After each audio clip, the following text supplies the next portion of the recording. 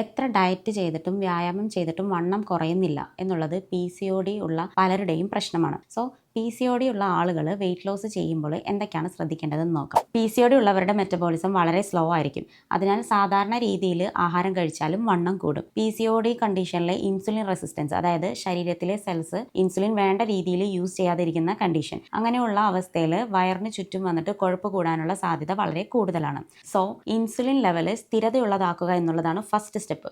അതിന് വേണ്ടിയിട്ട് നമ്മൾ ആഹാരം കഴിക്കുമ്പോൾ PCOD കണ്ടീഷൻസ് ഉള്ള സ്ത്രീകൾ കഴിക്കുന്ന അവരുടെ പാറ്റേൺ ഒന്ന് ചേഞ്ച് ആക്കണം. അതായത് ടൈം ഒരുപാട് കഴിക്കാതെ ഗ്യാപ്പ് ഇട്ടിട്ട് കുറേശ്ശെ ആയിട്ട് ഫുഡ് കഴിക്കാനായിട്ട് ശ്രദ്ധിക്കുക.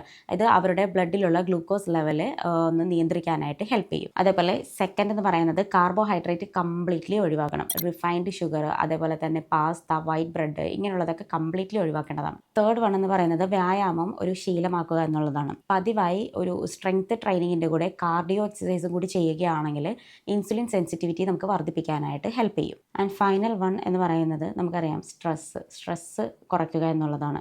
ഈ സ്ട്രെസ് ഹോർമോണായ കോർട്ടിസോൾ നമ്മുടെ ബോഡിയിൽ കൂടുമ്പോൾ PCOD കണ്ടീഷൻസ് കൂടുതൽ കോംപ്ലിക്കേഷൻ ആകാനുള്ള ചാൻസ് കൂടുതലാണ്. സോ യോഗ, മൈൻഡ്ഫുൾ മെഡിറ്റേഷൻ, അതൊക്കെ ശീലമാക്കുന്നത് നന്നായിരിക്കും. Velith Homeopathy, on a mission to cure.